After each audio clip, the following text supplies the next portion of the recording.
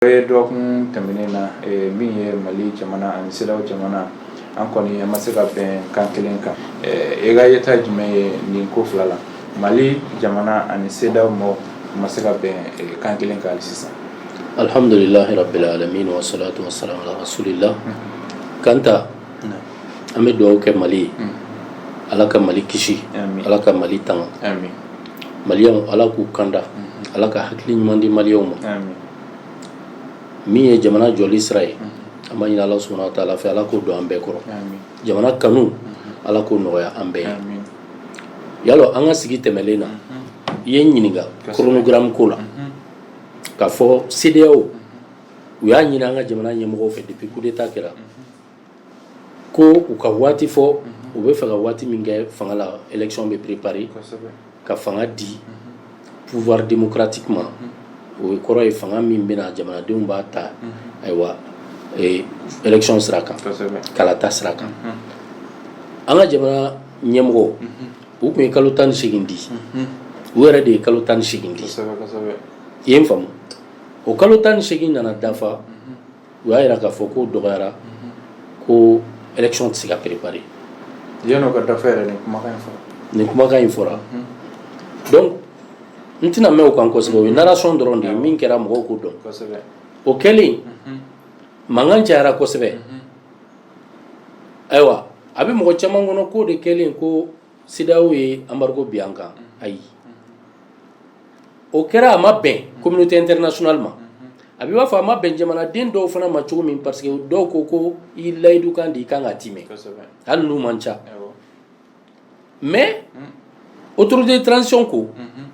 baara dɔw de bɛ an bolo an nana sɔrɔ jamana tiɲɛna san damadama de kɔnɔ a bɛ san 20 ni kɔ bɔ ayiwa nin tɛ coup d'état fɔlɔ ye min bɛ kɛ Mali kɔnɔ an fana ta kana kɛ dɔw ta ɲɔgɔn ye k'a fɔ an nana ten ka taa ten k'o tiɲɛna de a ma ɲɛnabɔ o kɔlɔlɔ bɛ se ka se anw yɛrɛ min ye baara in kɛ donc il va falloir que an ka waati de sɔrɔ tiɲɛ yɛrɛ la baara min b'an bolo an ka se k'o baaraw kɛ an ka baara dan tɛ élection ko dɔrɔn ye o kuma in ye tiɲɛ de ye anw yɛrɛ b'o hakilila in kɔ wa an bɛ k'o hakilila in soutenir depuis transition nana an ko pourquoi parce que n'i y'a sɔrɔ élection de ye solution ye an bɔra élection caman kɔnɔ dɛ Kanta ni élection de ye solution ye mɔgɔ kelen min ye ka élection kɛra ko coup d'état ma kɛra a y'a ka fanga kɛ san 10 ka ban depuis démocratie nana o dan kɛra Alpha Umaru Konare Alpha Umaru Konare kɔfɛ tɔw fɛn fɛn nana i ye n faamu a coup d'état kɛra a bɛɛ la jɔn nana Alpha kɔfɛ ATT tɛ o nana laban cogo di a kɛra Modibo la a kɛra Musa la a kɛra ayi n ka mini an ka kɛ élection an ka kɛ komi kuma in bɛ démocratie waati de nɔfɛ i ye n faamu démocratie daminɛna Alpha la o de y'a to n y'a daminɛ o la Alpha kelen de sera k'i yɛrɛ kisi coup d'état ma o kɛra cogo min fana an bɛ dɔɔnin dɔw la o ma nɔgɔya dɛ mais Alpha kɔfɛ mɔgɔ minnu yɛlɛla démocratiquement parce que kuma bɛ mun nɔ est ce que élection de ye solution ye wa Mali ko la wa ou bien élection tɛ solution ye kuma b'o de nɔ autorité de transition ka kuma b'a jira k'a fɔ élection ye solution dɔ ye mais o tɛ solution bɛɛ ye solution dɔw de bɛ yen n'an m'o sɔrɔ ka kɔ élection ye hali na élection kɛra nafa tɛ k'a la wa kuma in ye tiɲɛ de ye an bɛ k'o de soutenir depuis transition nana wa an b'o de kɛ an dalen n'o de la k'a fɔ o ye tiɲɛ ye pour que espérance kɔrɔ tɛmɛlenw o espérance kɔrɔ n y'a daminɛ jɔn na depuis démocratie nana ni Alpha bɔra la a fama tɔ fɛn fɛn sigila ni élection sira ye coup d'état kɛra a bɛɛ la mais ni élection ye sira ye ni élection ye fura ye ni élection de ye an ka solution ye o sera ka kɛ cogo di coup d'état kɛra Alpha kɔfɛ ATT la ATT yɛrɛ ye général de ye Sɔrɔsi don fanga tɔw tun ye dɔɔnin mais coup d'état kɛra munna parce que a fɔra ko solution minnu ka bon ni élection ye o de bafoué la ATT ka fanga laban yɔrɔ la fɛn wɛrɛ minnu bɛ yen dɛ jamana ko la n'o ka bon ka tɛmɛ élection organiseli kan n'o tiɲɛna élection tɛ ɲa mais n'o ɲɛna élection bɛ ɲa o de commencera ka tiɲɛ ATT ka fanga laban waati la donc dankarila ka fanga la ka sɔrɔ a ma ban o ye sécurité de ye o ye sécurité de ye est ce que i bɛ ka n faamu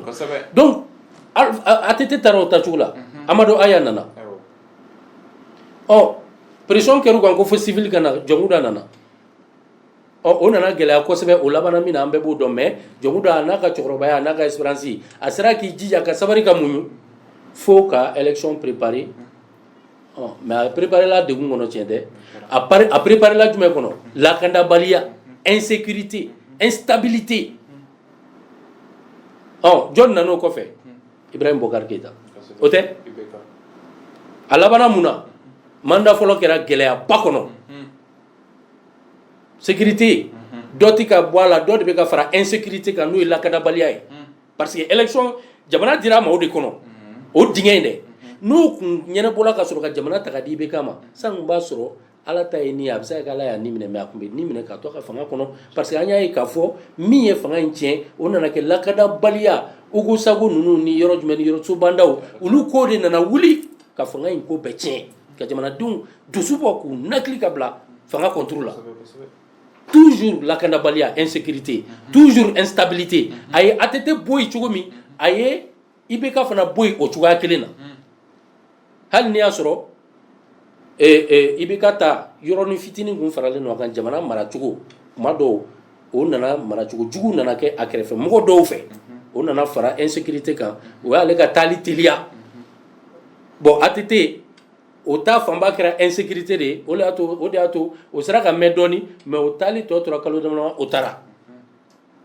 est ce que n bɛ ka faamu donc o insécurité in a ma tɔ to nin fanga si la an tɛ se k'a ye tugun k'a fɔ ko élection de ye solution ye n'i y'a sɔrɔ an bɛ tiɲɛ kɔ Mali ko la tiɲɛ yɛrɛ la élection ye solution dɔ de ye mais solution bɛɛ tɛ solution min bɛ yen k'a ka bon ka tɛmɛ élection kan o ye basigi ye fɔlɔ jamana kɔnɔ donc autorité de transition bɛ ka jɔyɔrɔ min na n'i y'a ye o ni communauté internationale tɛ ka ɲɔgɔn faamu nin yɔrɔ de don communauté internationale ka yeta ye min ye Mali ko la bi fɛn kelen dɔrɔn o de ye coup d'état de kɛra wa o b'an ka textes de sɔsɔ an tɛ jɛn n'a ye mais a kɛra ka ban donc a ye waatini fitinin ta a ka élection kɛ olu ɲɛ bɛ fɛn fɛn la o ye élection de ye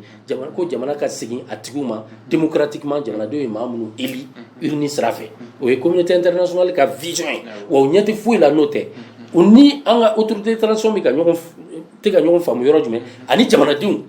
fanba o yɔrɔ jumɛn ye o de ye k'a fɔ non an y'a ye k'a fɔ ni élection ko don an binn'o ɲɔgɔnna caman kɔnɔ ka tɛmɛ mun y'an bi a kɔnɔ insécurité instabilité basigibaliya lakandabaliya donc jamanaden fanba ani autorité de transition u ko an ka ɲɛsin fɛn fɔlɔ min ma o ye basigi ye o ye lakanda ye o ye kɛlɛ min guerre min kɛlɛ bɛ wajibi an kan n'o ye terrorisme kɛlɛ ye an ka ɲɛsin o de ma fɔlɔ centre la ani fan wɛrɛw fɛ donc n'o kɛra ko an ye hakili sigi sɔrɔ a kɔnɔna la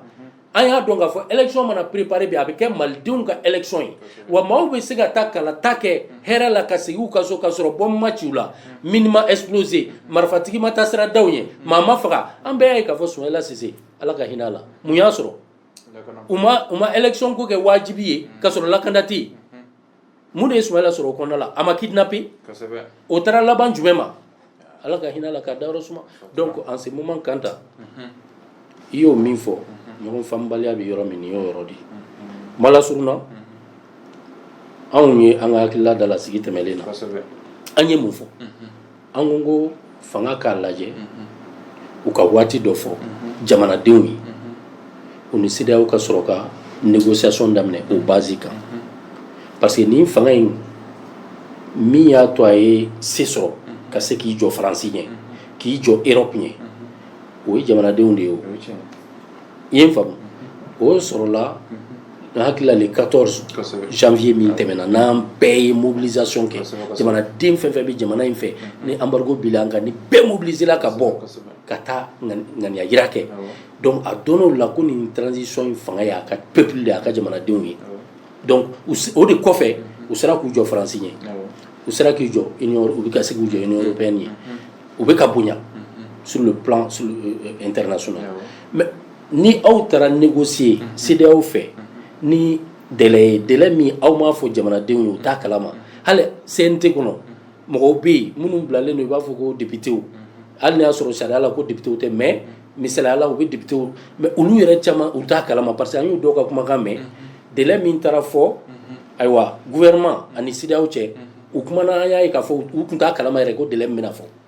o ye CNT yɛrɛ niveau ye CNT dun ye organe de transition dɔ de ye transition fanga ba saba de be o CNT o doye ni président ka fanga présidence o ko fait gouvernement CNT o organe législatif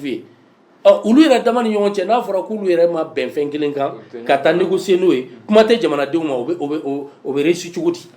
donc an ye min fɔ sigi tɛmɛlen o y'o de ye la façon de faire c'est-à-dire la stratégie la méthode est-ce que ye n faamu an kan ka nin sɔrɔ oui mais an b'a sɔrɔ cogo di o de ka gɛlɛn n'i y'a sɔrɔ cogo dɔn i b'a sɔrɔ mais n'i m'a sɔrɔ cogo dɔn i tɛgɛ b'a jɛ an ye min fɔ o de ye a ye fɛn fɔ jamanadenw ye a kana to manko kɔnɔ mais a kana sɔn fana ka taa dans les coulisses ani CEDEAO bɛ taa sigi a bɛ fɛn dɔw négocier ka sɔrɔ jamanadenw t'a kalama u y'o min kɛ o problème de y'o sɔrɔ donc o kɔrɔ ye an ye an tɛgɛ ɲɛsin yɔrɔ min ma tile ma bɔ yen wa résultat ma bɔ yanni an ka sigi nata bi sigi cɛ wa parce que an kun siran n'o yɔrɔ de ɲɛ an ko u ka san hakɛ dɔ fɔ n'u y'a fɔ an ye an bɛna hakilila min d'u ma o tun bɛ olu dɛmɛ ka tɛmɛ kalo damadama ko in kan o i ye n faamu wa u tun bɛna hakɛ min sɔrɔ o la u tun bɛ san hakɛ min sɔrɔ wa CEDEAO tɛ se ka foyi b'a la parce que u b'a ye k'a fɔ u y'a kɛ cogo cogo ni jamanadenw ka hakilila de ye donc o tun bɛ caya ka tɛmɛ olu bɛ ka min proposer bi u bɛ k'u majigi bi ka min proposer a tun bɛ caya n'o ye donc u binna o yɛrɛ de kɔnɔ parce que CEDEAO ye k'a fɔ u bɛ ka négociation min kɛ u ni jamanadenw tɛ k'a kɛ ɲɔgɔn fɛ donc CEDEAO ban'u ta ma k'a sɔrɔ u jigila ka na fo kalo 24 mais u ye seko kɛ kan ta ka bɔ kalo 36 la ka na kalo 29 na ka na kalo 24 na a bɛ b'a fɔ u y'a daminɛ san 3 ka na san 2 ni tila ka tila ka na san 2 la san 3 san 2 ni tila ka n'u jɔ san 2 la o bɛɛ la CEDEAO ma sɔn ni CEDEAO taara an bɛ jamanadenw labɔ bɔko kelen ba kelen tugun i b'a fɔ min ɲɔgɔn kɛra 14 janvier pour que k'a yira k'a fɔ o délai min proposera CEDEAO ye o jamanaden bɛɛ lajɛlen ka hakilila ye donc CEDEAO bɛ na filanan min na CEDEAO bɛ na ka sɔrɔ a affaiblilen don a bɛ na ni fɛn min ye a man ka kɛ contre la volonté du peuple CEDEAO bɛ ni obligé k'i bɛrɛ bɛn jamanadenw ka hakilila ma donc o la a ka ca Ala fɛ u tun bɛ san 3 sɔrɔ mais sisan olu nana fo san 2 ka sɔrɔ u ni jamanadenw ma fɛn fɔ an ye wa hali u yɛrɛ ka organe dɔ bɛ olu t'a kalama donc o baara min ni gouvernement y'o kɛ an bɛ se k'a fɔ o ye échec de ye baara kɛcogo man ɲɛ sinon anw ka hakilila ye waati ka d'u ma waati ka di autorité de transition ma lakanda baara bɛɛ b'a ye ka bɛɛ ɲɛ b'a la a bɛ ka taa ɲɛfɛ bɛɛ b'a la ko sɔrɔsiw ka moral yɛlɛla bɛɛ ɲɛ b'a la ko l'armée malienne est en train de monter en puissance siga yɛrɛ t'o la avion sɔrɔla avion bɛ ka san wa u tun tɛ se ka se yɔrɔ min yɛrɛ la ko rebelle tun b'an bali o tɛ terroriste ye dɛ minnu yɛrɛ ye accord signé olu tun b'an ka sɔrɔsiw bali ka se yɔrɔ min bi a bɛ chauffer olu de dala o yɔrɔ la o bɛ sɔrɔsiw wele k'a ye n'an dɛmɛ jɔn de b'a fɔ la ko armée tɛ ka monter en puissance n'i tɛ ko wɛrɛ ɲini na donc le monter en puissance des armées de l'armée du Mali bɛɛ ɲɛ bɛ o la donc mais waati kan ka d'u ma sisan kuma la suruna kuma bɛ yɔrɔ min nɔfɛ jamana ɲɛmɔgɔ normalement ni bɛn kun kɛra ko la hakili la ale ka kun kan ka kale jamanadenw ye waati kura la parce que waati in bɛna ban ka bɛn marisi kalo in de ma voilà tile 25 yɔrɔ bon sisan u ni CEDEAO ma bɛn u ka fɔlen na n'o ye san 2 ye pour le moment u ma bɛn a la fɔlɔ CEDEAO kɔni taara an t'a dɔn CEDEAO bɛna min fɔ tugun sisan u bɛna to sigilen ten wa u ye erreur min kɛ n'an ye an tɛgɛ ɲɛsin o ma k'a f'u ye yanni u tun ka taa ni négociation na ni CEDEAO ye u tun ka don ni jamanadenw ye ni système dɔ ye fɔlɔ bɛn bɛ kɛ waati min kan u ka kɛ u ni jamanadenw bɛɛ ka bɛnkan ye komi CEDEAO taara fɔlɔ u ka ɲɛsin u ka jamanadenw ma ni CEDEAO ma na u ni jamanadenw bɛna bɛn min kan fama jamana ɲɛmɔgɔ Hasimi Goyita président a ka t'i kale u kan jamanadenw ye ale tɛ ka kɛnɛmamɔgɔw mara a bɛ ka kɔnɔna jamanadenw de mara kɔnɔna la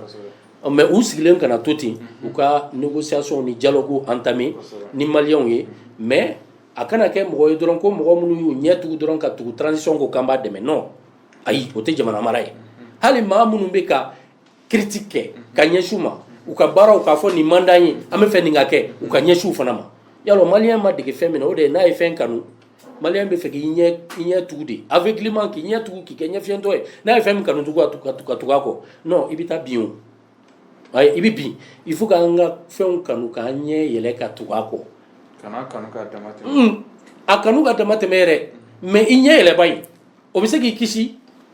binni ma dingɛ dɔ kɔnɔ parce que olu ye adamadenw de ye fanga bɛ minnu bolo u bɛ se ka fili e min b'u kɔ ne ɲɛ tugulen don ka fili u kɔ e bɛ se k'olu bɔ fili la cogo di donc malien ka problème yi nindi mais ni commencera inya e mi nyele le no ka tugu ko e bi ku deme on be ka transition ni deme depuis transition nana mo ma warda ma kanga deme mo ma place da ma kanga deme mo ma nyina fa nga deme an reka hakilla do am ka transition deme be o sharia be o